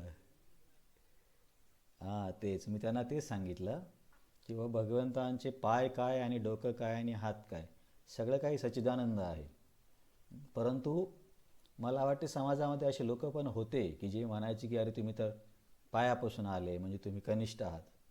पण असं नाही आहे, भगवंतांचे सर्व भाग सच्चिदानंद आहेत. अं, तर हा झाला, कशी एवढी चर्चा केली आपण, हां गंगेवरून एवढी चर्चा झाली. 31 नंबरच्या श्लोकामध्ये 4 विभूती बघितल्या. विभूती म्हणजे भगवंतांचं असं काही विशेष ऐश्वर ज्याच्या सहाय्याने आपण त्यांचं चिंतन किंवा स्मरण करू शकतो. कारण अर्जुन बोलला की मला दैनंदिन व्यवहारामध्ये तुमची आठवण येईल अशा काही गोष्टी सांगा. तरी ते भगवंत पवित्र करणाऱ्या वस्तूंमध्ये स्वतःला वायू मानतात, वायू त्यांची विभूती आहे असं सांगतात. इतर पण गोष्टी आहेत, परंतु वायूच का सांगितलं हे काही स्पष्टीकरण दिलं नाही. शस्त्रधारी व्यक्तीमध्ये परशुराम आहेत, मत्स्यांमध्ये मकर आहेत आणि नद्यांमध्ये गंगा आहेत. तर हा झाला श्लोक क्रमांक 31. आता आपण पुढच्या श्लोकाकडे जाऊ. तुमचा जर काही प्रश्न असेल किंवा काही कमेंट असेल तर तुम्ही मध्ये हात रेज करून सांगू शकता. हां, श्लोक क्रमांक 32 पानावरतीच आहे, 389. याला आपण गाऊया. सर्गानाम आदि अंतश्च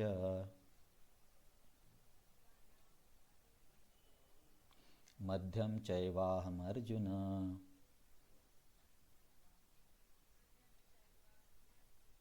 अध्यात्म विद्या विद्यानाम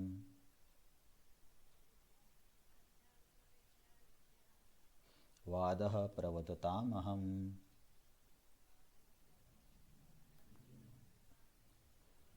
तर इथे पण भगवंत काही विभूती सांगतायत की सर्ग म्हणजे निर्मिती.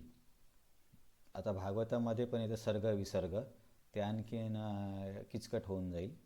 सर्ग म्हणजे जी निर्मिती भगवंत करतात, विसर्ग म्हणजे त्या निर्मितीला वापरून जे ब्रह्माजी पुढे करतात त्याला विसर्ग म्हणतात. ते आपण नंतर कधी बघू. परंतु एवढं लक्षात ठेवा, सर्ग म्हणजे निर्मिती. इथे प्रभुपादांनी दिले सृजनाच्या, सर्व सृजनाचा किंवा निर्मितीचा. तर भगवंत काय म्हणतात की सृजनाचा किंवा निर्मितीचा, प्रश्न आहे का कुणाचा? एक मिनिट. हयग्रीवचं नंतर बघू. मला पण हयग्रीव अवतार मला पण वाचावं लागेल, बहुतेक शक्ताविष अवतार असतील ते. तर इथे भगवंत म्हणतात की निर्मितीचा आदी मध्य आणि अंत मीच आहे. कारण असं समजा आता कुणी असं बोलतं की हे विश्व नष्ट झाल्यावरती मग काय राहतं, भगवंत कुठे राहतात? तर हे भौतिक जगातलं एक ब्रह्मांड नष्ट होतं, तसे अनंत ब्रह्मांड आहेत आणि भगवंत आध्यात्मिक जगतात आहेत. त्यांना या ब्रह्मांडाच्या नाशाने काही फरक पडत नाही. तर म्हणून भागवतामध्ये एका ठिकाणी सांगितलं जातं, अहमेवा असमेवाग्रे नान्य देशत परम पश्चादहम एतश्च यो शिष्यद स्वस्म्यहम. हे चतुश्लोकी भागवतामधला एक श्लोक आहे. दुसरा अध्याय नाही, दुसरा स्कंद 9वा अध्याय श्लोक क्रमांक 36 आहे बहुतेक.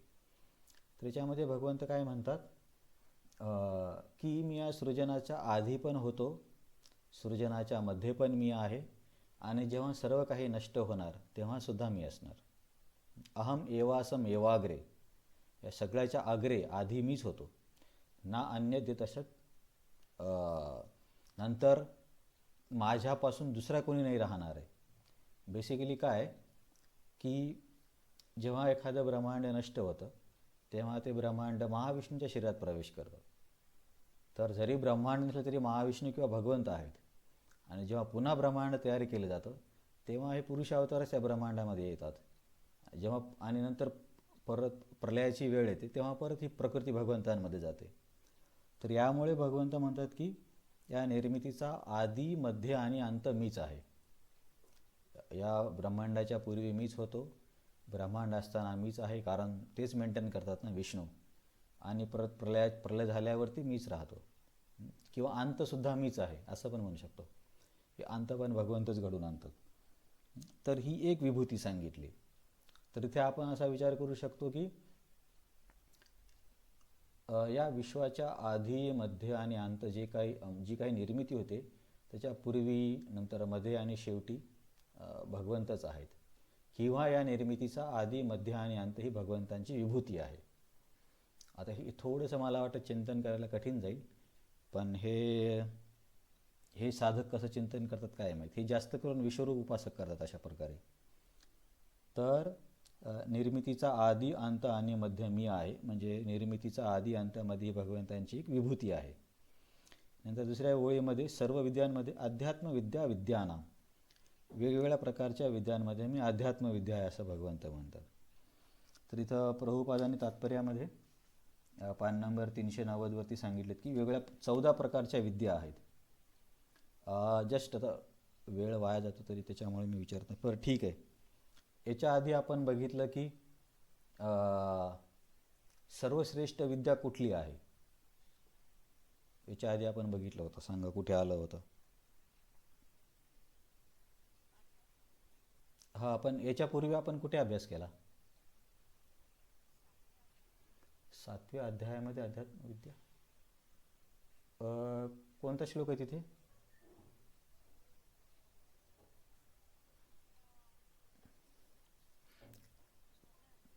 हां, बरं, मी तुम्हाला हे विचारतोय की इथे भगवंत म्हणतात ना की सर्व विद्यांमध्ये अध्यात्मविद्या मी आहे, पण आपण गीतेमध्येच अशा एका विद्येचा अभ्यास केला की सर्व विद्यांमध्ये श्रेष्ठ आहे.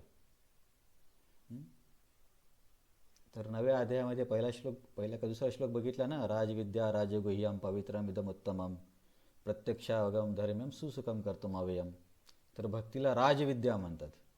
हां, 9.2. भक्ती ही राजविद्या आहे, म्हणजे सर्व विद्यांची राजा आहे. तर तेव्हा आपण बघितलं होतं की शांडिल्य विद्या, वैश्वानर विद्या अशा वेगळ्या प्रकारच्या विद्या आहेत. तिथं काही विद्यांची आपण नावं वाचले होते. तर या सर्व विद्यांमध्ये भक्ती राज आहे किंवा सर्वश्रेष्ठ आहे. तर इथे प्रभुपादांनी पण तात्पर्यामध्ये वेगवेगळ्या प्रकारच्या विद्या किंवा वेगवेगळ्या प्रकारचे ग्रंथांची नावं सांगितली आहेत. वेदांतसूत्र, तर्कग्रंथ, धर्मशास्त्रे, पुराणे, याप्रमाणे विद्यार्जन करण्यासाठी एकूण 14 ग्रंथ आहेत. प्रभुपाद त्यांना 14 ग्रंथ म्हणतात. आचार्यांनी पण 14 ग्रंथ सांगितले की 14 प्रकारच्या विद्या सांगितल्या.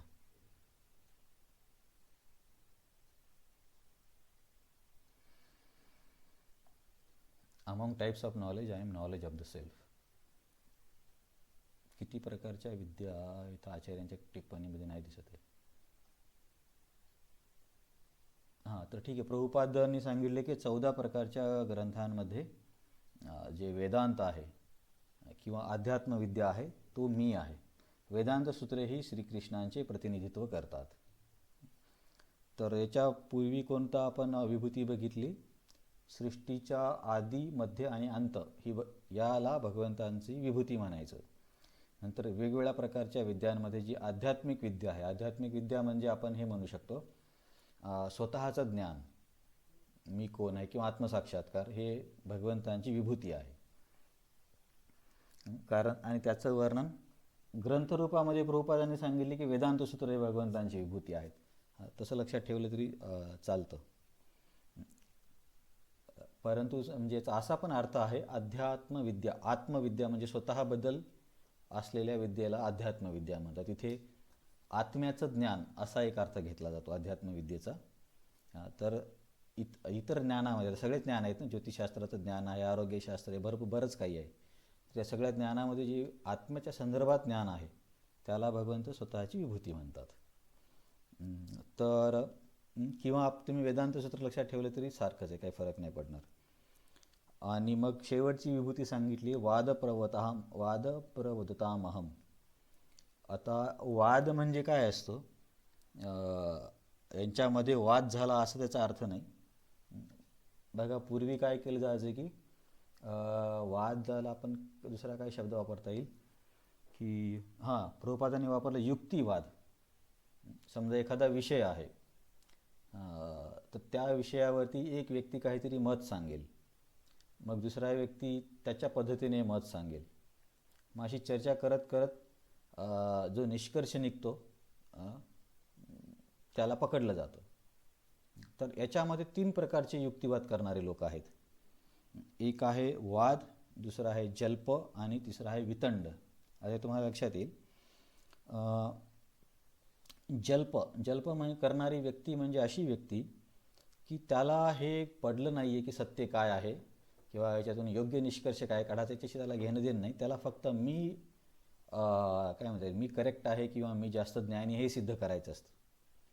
तर तो काहीही करून, आता समजा कोणी म्हटलं की मलेरियावरती कुठला उपचार आहे, तर सामान्यतः काय होईल की सगळे लोक आपापले सांगतील की ही गोळी आहे, हे इंजेक्शन आहे.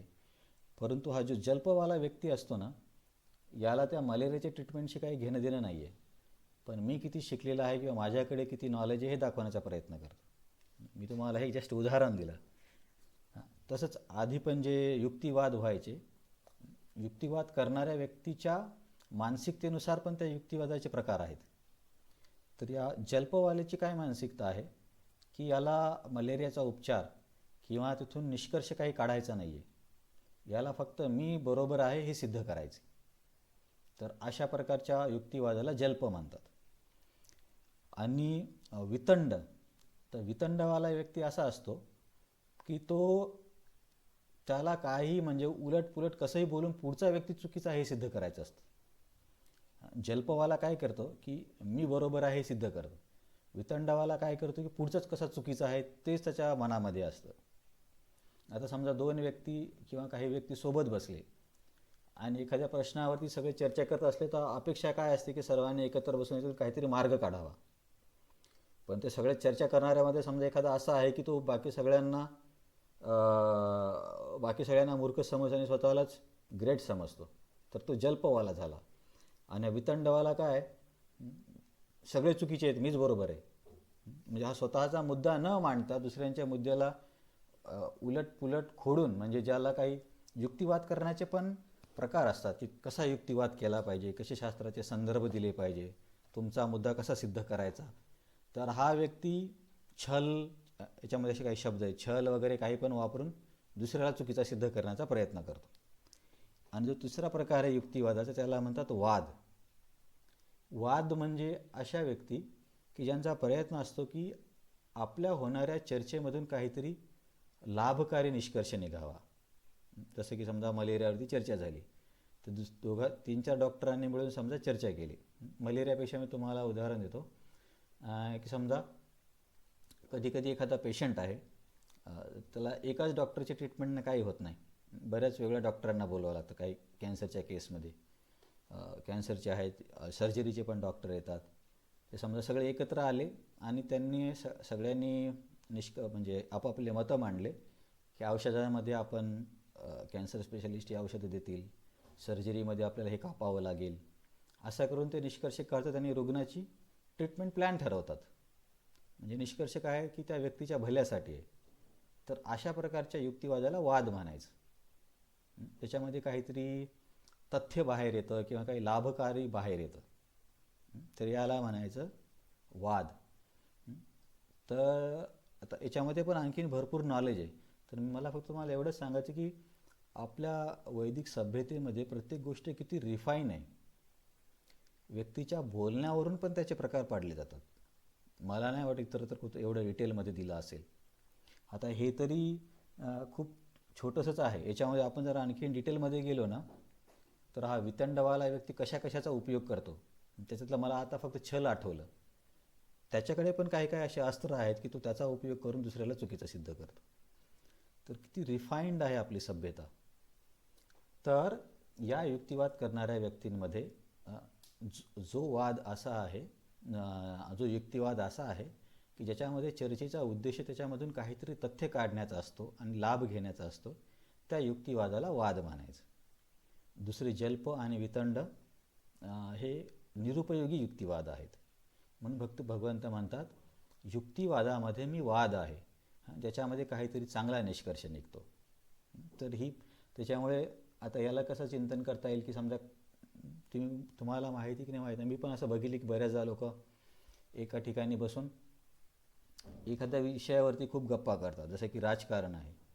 तर वेगळ्या साईडची लोक मग ते प्रत्येकजण आपापली बाजू मांडायला लागतो आणि त्यांच्यामध्ये मग भांडणं पण होतात. असं बऱ्याचदा बघायला भेटलं. परंतु जी अशी चर्चा आहे की ज्या चर्चेतून काहीतरी चांगलं निघते किंवा तथ्य बाहेर येतं, त्या चर्चेला आपण भगवंतांची विभूती मानायचं. तर हा झाला या भगवंतांच्या या विभूतीला वाद असं म्हणतात. युक्तिवादांमध्ये ज्याच्यामध्ये निष्कर्ष निघतो चांगला, त्याला माझी विभूती असं म्हणायचं. तर निर्मिती आधी मध्य आणि अंत माझीच विभूती आहे. नंतर सर्व प्रकारच्या विद्यांमध्ये अध्यात्मविद्या म्हणजे वेदांत सूत्र किंवा आत्म्याचं ज्ञान ही माझं विभूती आहे. वेगवेगळ्या प्रकारच्या युक्तिवादांमध्ये वाद ज्याच्यामध्ये काहीतरी तथ्य बाहेर येतं सर्वांच्या लाभासाठी, ती माझी विभूती आहे. तर जिथे पण काही तथ्य येतात आपण असं स्मरण करू शकतो की ही भगवंतांची विभूती आहे. आणि जिथे फक्त भांडणं होत आहेत ते समजायचे की जल्प आणि वितंड आहे. याच्यावर मला एक पॉईंट आठवला. आम्हाला VTA गौरांग प्रभूंनी एकदा क्लास दिला होता की गौरांग प्रभू बोलले की तुम्हाला जर आपसांमध्ये म्हणजे भक्तांमध्ये ब्रह्मचार्यांमध्ये जर कुणामध्ये पण जर वाद टाळायचे असतील तर एक गोष्ट करायची म्हणजे की कधी पण वाद केव्हा होतो, जेव्हा चर्चा कृष्ण केंद्रित नसते, चर्चा स्वयं केंद्रित असते. समजा एक क्रिकेटची चर्चा निघली भक्तांमध्ये, तर प्रत्येकजण काय आपापल्याला सिद्ध करण्याचा प्रयत्न करणार, मला क्रिकेटचं किती नॉलेज आहे, त्याच्यामध्ये बऱ्याचदा वाद होतो. परंतु समजा या चर्चेचा विषय आहे कृष्णाचं सौंदर्य आणि प्रत्येकजण सांगतोय, कुणी त्यांच्या डोळ्यांचं सौंदर्य सांगते, कुणी त्यांच्या वेणूचं सौंदर्य सांगते, त्यांच्या शरीराच्या वेशभूषेचं सौंदर्य सांगते. तर अशा चर्चेमध्ये भांडण होण्याची शक्यता नाही आहे. इथे जर भांडण करत असतील तर एकदम विचित्र लोक आहेत. पण प्रभूजींनी मुद्दा हा सांगितला होता की तुमच्यामध्ये जर तुम्हाला वाद टाळायचे असतील तर चर्चा नेहमी कृष्ण केंद्रित असली पाहिजे आणि कृष्ण सोडून इतर कुठलाही विषय जर असेल तर त्यात वाद निर्माण होण्याची खूप शक्यता असते. तर हे मी तेव्हा ऐकलं, तर मागच्या वर्षी मी अनुभवलं पण. ठीक आहे, तुम्हाला सांगतो. तर प्रसाद घेताना 3-4 भक्त बसले होते, मी पण बसलो होतो. त्याच्यामध्ये एक प्रभूजी आहेत उडीसाचे. तर ते उडीसाचे आहेत म्हणून ते बरंच काय सांगायला लागले, आमच्या उडीसामध्ये हे भाज्या आहेत, हे प्रकार आहेत, ते आहे, हे आहे, तुमच्या महाराष्ट्रामध्ये काय आहे. तर मग मी बोललो वाटतं की हां आमच्याकडे ह्या भाज्या आहे. तर ते बोलले काय आहे तुमच्या महाराष्ट्रामध्ये, काहीच नाही म्हणे, उडीसामध्ये किती प्रकार आहेत काय बघा. मग माझ्या तोंडून निघून गेलं वाटतं काय की अरे बाबा, तुम्ही महाराष्ट्राच्या भूमीत बसून इथलं अन्न खाताय आणि इथल्या भूमीलाच उलटं बोलताय. नंतर माझ्या लक्षात आलं की किती कठीण आहे हे. असा म्हणजे काय म्हणतात, वाद होण्याची किती जास्त शक्यता आहे. मी पण स्वतःला महाराष्ट्राचं देहात्मबुद्धी समजलो की मी महाराष्ट्रीयन आहे. तसंच आपला मुख्य ओळख काय आहे की आपण आत्मा आहोत, ना महाराष्ट्रीयन, ना इंडियन, ना अमेरिकन, ना काळा, ना गोरा. परंतु तिथं तेव्हा अशा वेळेस काय होतं की जे आपले दोष आहेत ते बाहेर येतात. मी स्वतःला महाराष्ट्रीयन समजलो आणि मी त्यांना तसा वाद दिला आणि थोडंसं मग हे झालं, चर्चा थोडीशी खराब झाली. पण मी बंद केली आणि तेव्हा त्यांना बोललो की प्रभूजी, आम्हाला गौरांग प्रभूंनी शिकवलं होतं की जेव्हा तुम्ही चर्चा कराल तर कृष्ण सोडून कुठलाही विषय जर घेतला तर वाद होण्याची खूप जास्त शक्यता आहे.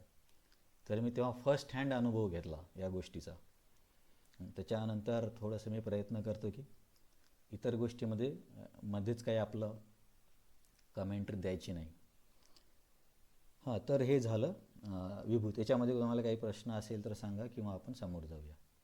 इतक्या स्लो घेतल्यावर कधी संपणारा अध्याय. तर भौतिक पदार्थाचे सृजन पालन समारी भगवंतांची विभूती आहे. विद्यांमध्ये आत्मविद्या किंवा आत्म्याचे ज्ञान ही त्यांची विभूती आहे. हे हे जाऊ द्या, आणखी जास्त डिटेलमध्ये आहे. आणि युक्तिवादांमध्ये भगवंत वाद आहे. विवादाचे प्रकार वाद, जल्प आणि वितंड. जल्प म्हणजे काय असतं?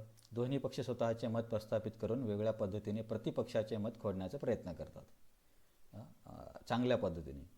वितंडवाला काय असतो? आपले मत प्रस्थापित न करता केवळ प्रतिपक्षाचे मत खोडणे हा त्याचा उद्देश असतो. स्वतःचं काही सांगत नाही, दुसऱ्यालाच चुकीचं ठरवण्याचा त्याचा प्रयत्न असतो. पण वादवाला काय असतं? वादवाला म्हणण्यापेक्षा वाद स्वरूपात जी युक्तिवाद असते त्याच्यामध्ये काय होतं? सत्य जाणून घेण्याच्या इच्छेने केलेली चर्चा. तर याला म्हणायचं हा वाद, विवादामध्ये हा वाद भगवंतांची विभूती आहे. तर हे तुम्हाला कधी लक्षात राहायचं बघा, जल्प, वितंड आणि वाद. जल्पमध्ये व्यक्ती स्वतःचा पण पॉईंट सांगतो पण दुसऱ्याचा खोडत बसतो. वितंडामध्ये स्वतःचं काही सांगत नाही, फक्त दुसऱ्याचे दोष बघत बसतो. आणि वादमध्ये सत्य काय आहे हे जाणण्याच्या उद्देशाने जी चर्चा केली जाते त्याला वाद म्हणतात. आणि भगवंत म्हणतात की असा वाद माझी विभूती आहे. त्याच्यावर मी तुम्हाला बऱ्याच गोष्टी सांगितल्या की जर चर्चा कृष्ण केंद्रित नसेल तर संघर्ष म्हणजे भांडण होण्याची शक्यता खूप वाढते. आणि आपण चर्चा करताना हे पण बघितलं पाहिजे की माझ्या चर्चेचा काय उद्देश आहे. आपल्याला दोघांमध्ये चर्चा करून मला काही शिकायचं आहे का फक्त मी त्या व्यक्तीला चुकीचं दाखवण्याचा प्रयत्न करतो आहे, किंवा फक्त डिबेट करण्यासाठी मी बोलत. कधी कधी लोकांना फक्त असं हरवण्यामध्ये खूप इंटरेस्ट वाटतो. तर माझ्या चर्चेचा उद्देश काय हे आपण थोडंसं काय म्हणतात स्वतःचं निरीक्षण करू शकतो. तर तुमचा प्रश्न असेल तर विचारा, तर नाहीतर आपण श्लोक क्रमांक 33चं गायन करूया. श्लोक क्रमांक 33, पान नंबर 390. अक्षराणाम अकारोस्मी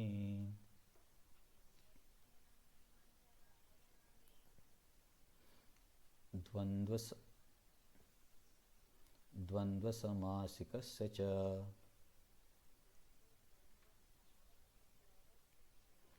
अहम एवाक्षयः कालो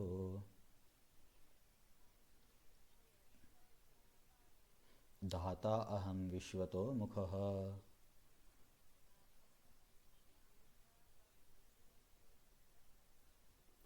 तर इथे आणखीन काही विभूतीचं वर्णन केले. बघा, मागच्या श्लोकामध्ये 3 विभूती होत्या, त्याच्या आधीच्या श्लोकामध्ये 4 होत्या. त्याच्यामुळे सगळे एकसारखेच आहे असं नाही, काही ठिकाणी 3 काही ठिकाणी 4 आहेत. तर इथे याच्यामध्ये 4 येणार आहेत. तर पहिली विभूती काय म्हणतात भगवंत की अक्षरांमध्ये मी अ आहे. अक्षराणाम अकारोस्मी. कारण सगळी सुरुवात तर अ पासूनच होते ना. आपण म्हणतो ना अ आई वगैरे, सुरुवात अ पासून होते. तर भगवंत म्हणतात की अक्षरांमध्ये मी अ आहे. संस्कृत वर्णमालेतील अकार या प्रथम स्वरापासून वेदांचा प्रारंभ होतो. अकाराविना कोणताच ध्वनी काढता येत नाही, म्हणून आ हा ध्वनीचा प्रारंभ आहे. संस्कृत भाषेमध्ये ठीक आहे. तर या अक्षरांमध्ये जी सुरुवातीचा अक्षर आहे अ, भगवंत त्याला त्यांची विभूती सांगतात, कारण तिथून सुरुवात होते. आणि प्रभुपाद हे वाक्य मला थोडं समजलं नाही. अकाराविना कोणताच ध्वनी काढता येत नाही, म्हणजे प्रभुपादांचं म्हणणं आहे की कुठल्याही ध्वनीमध्ये अ असतंच. तर ठीक आहे, तर सुरुवातीचं हे अक्षर आहे अ, याला भगवंत त्यांची विभूती म्हणतात. तर आपण इंग्लिशचं म्हटलं तर ए म्हणता येईल, ABCD बेसिकली जी सुरुवात आहे ते. नंतर दुसरा जो प्रकार आहे द्वंद्व समासिकस्य च. तर हे मला माहिती नव्हतं, पण मी थोडंसं याच्याचं माहिती केली. ठीक आहे, तुमच्यापैकी किती लोकांना माहिती आहे समास म्हणजे काय?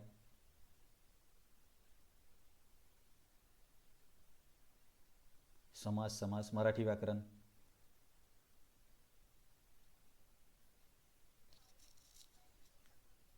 हां, समास काय आहे? समास, हां, परफेक्ट. अरे तुम्ही टीचर लोक आहात ना, हरी बोल. तर हे हे मला माहिती नव्हतं. तर समास म्हणजे काय? 2 शब्दांना जोडून एक नवीन शब्द तयार केला जातो, त्याला म्हणतात समास. त्या समासाचे पण प्रकार आहेत. एक आहे द्वंद्व समास, दुसरा अव्ययी भाव, तिसरा आहे तत्पुरुष समास आणि चौथा आहे बहुव्रीही समास. किती डिटेल आहे बघा. तर या 4 समासामध्ये द्वंद्व समास मी आहे असं भगवंत म्हणतात किंवा माझी विभूती आहे. तर द्वंद्व समास बघण्याच्या आधी आपण दुसरे बघूया.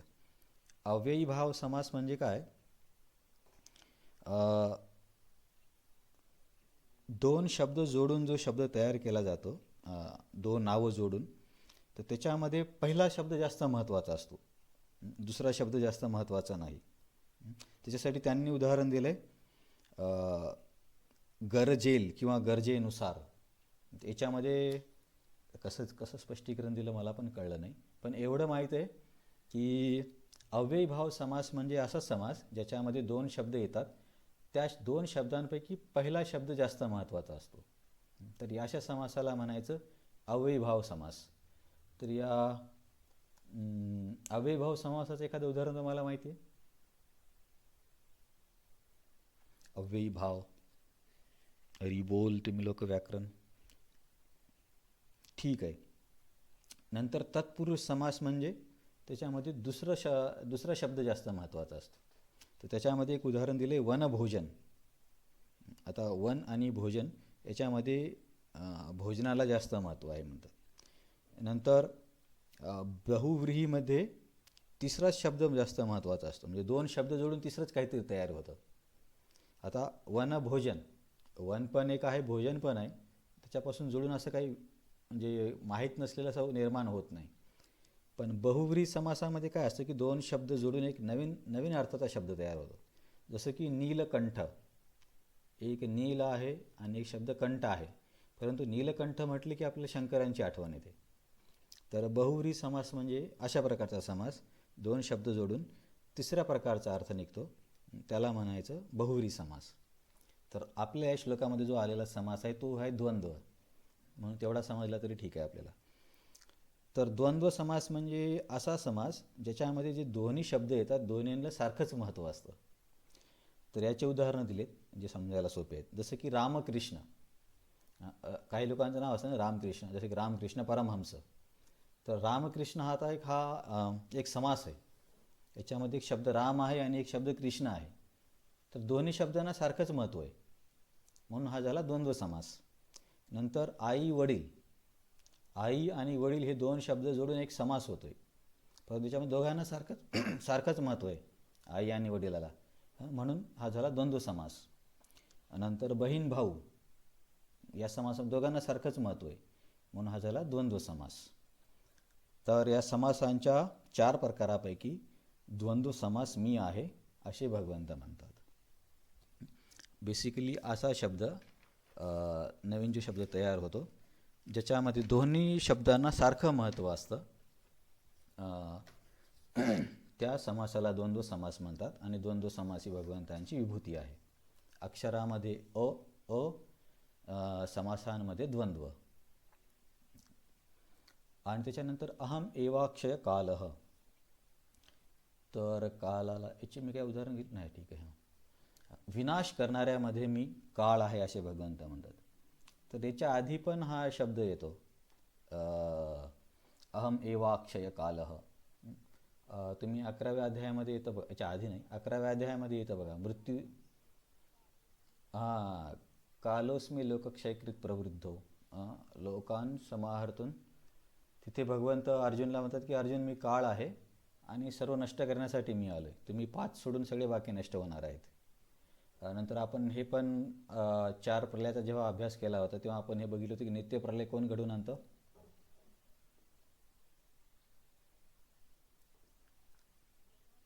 नित्य प्रलय, नित्य. बरं ठीक आहे, काळ, प्रलयाचे प्रकार कोणाला आठवतात?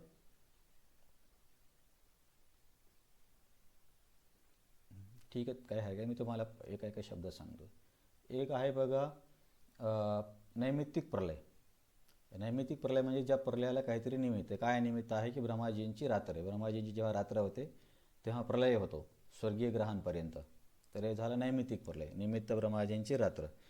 नंतर प्राकृतिक प्रलय. प्राकृतिक प्रलय म्हणजे जेव्हा ब्रह्माजींचं आयुष्य पूर्ण होतं तेव्हा संपूर्ण प्रकृतीच नष्ट होते आणि ते संपूर्ण प्रकृती महाविष्णूच्या शरीरामध्ये प्रवेश करते त्यांच्या श्वासासोबत. हा झाला प्राकृतिक प्रलय. प्राकृतिक म्हणजे सर्व प्रकृतीच नष्ट होते. नंतर झाला आत्यंतिक प्रलय.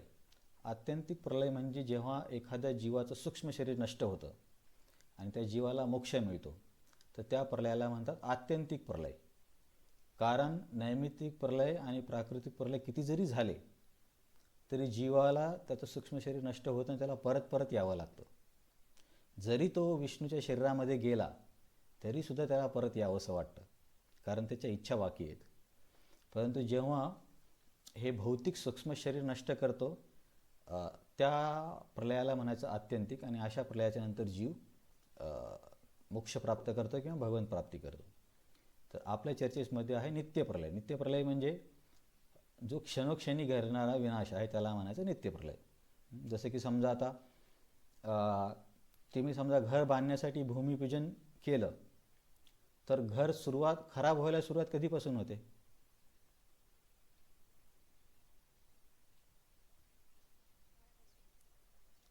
ज्या वेळेस भूमिपूजन केलं तिथूनच खराब व्हायला सुरुवात होते.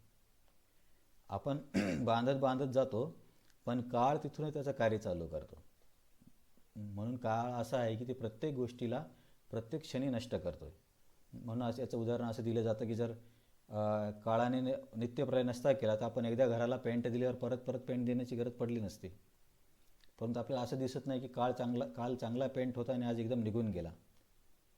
का असं होत नाही? कारण बदल इतका सूक्ष्म आहे की तो लक्षात येत नाही. जसं आपल्या शरीरामध्ये किंवा आजूबाजूच्या वस्तूंमध्ये कुठलीही निर्मिती असू दे त्याच क्षणापासून ती नष्ट होती आहे, परंतु बदल खूप सूक्ष्म असल्यामुळे ते लक्षात येत नाही.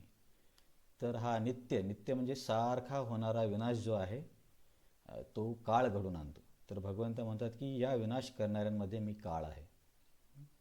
यालाच महाकाल पण म्हटलं जातं. म्हणजे यांच्यापेक्षा जास्त विनाशकारी कोण असणार?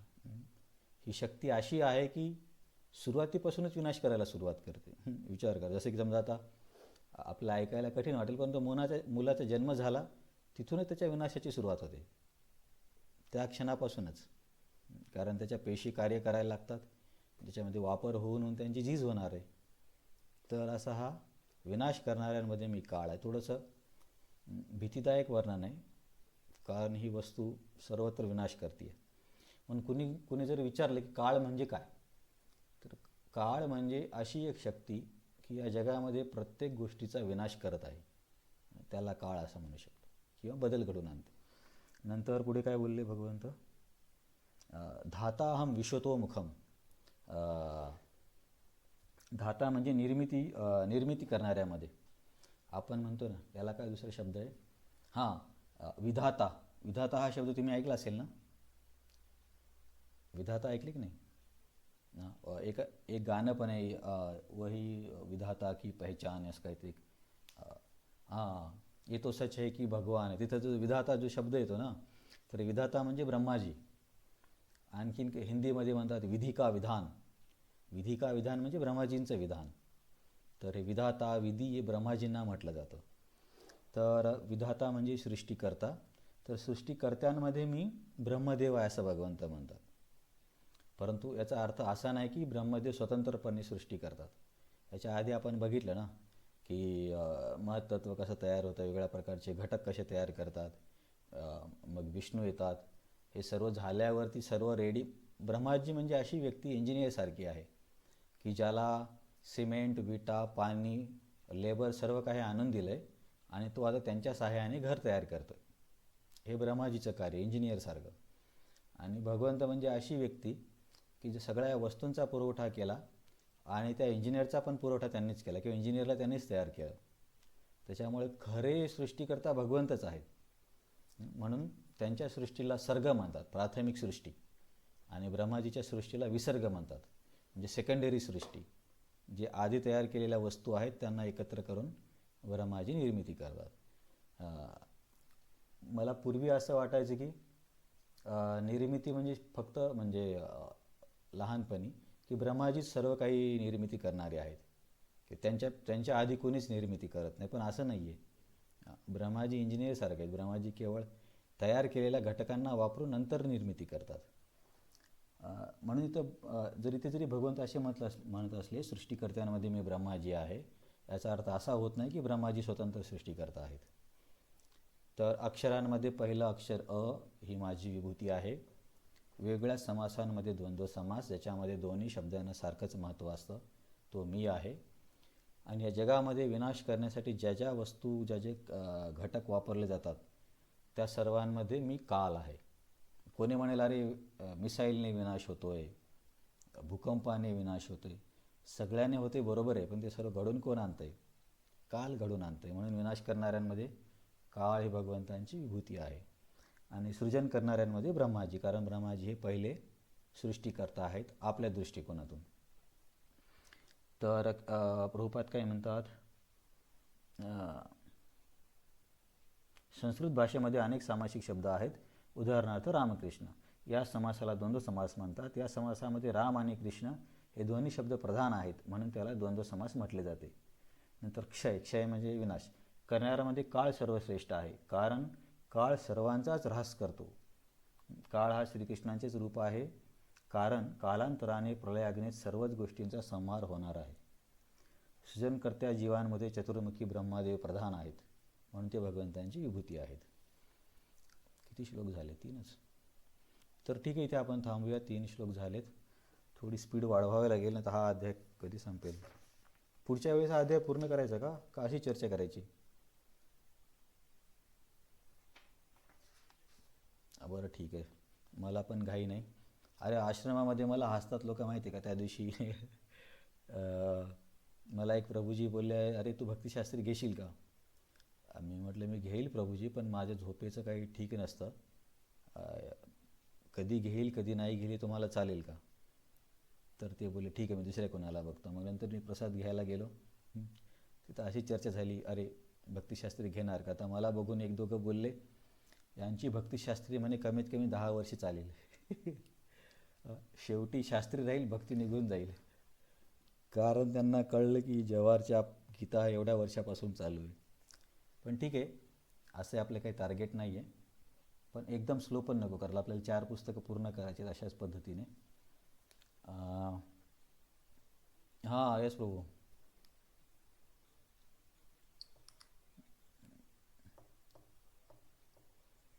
हां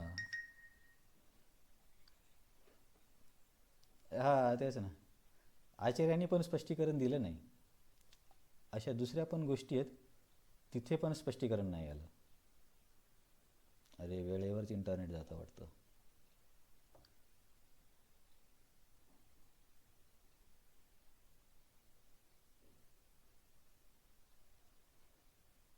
हे भगवान.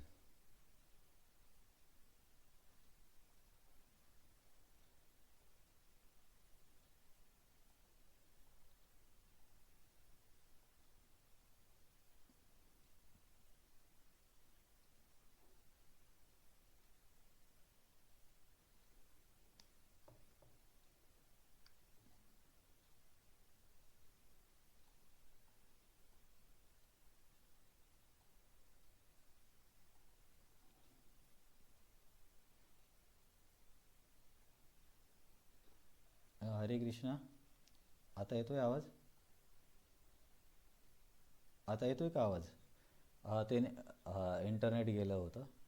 तर इतर पण अशा गोष्टी आहेत प्रभूजी, तिथे पण समजत नाही की भगवंत असंच का म्हणतात.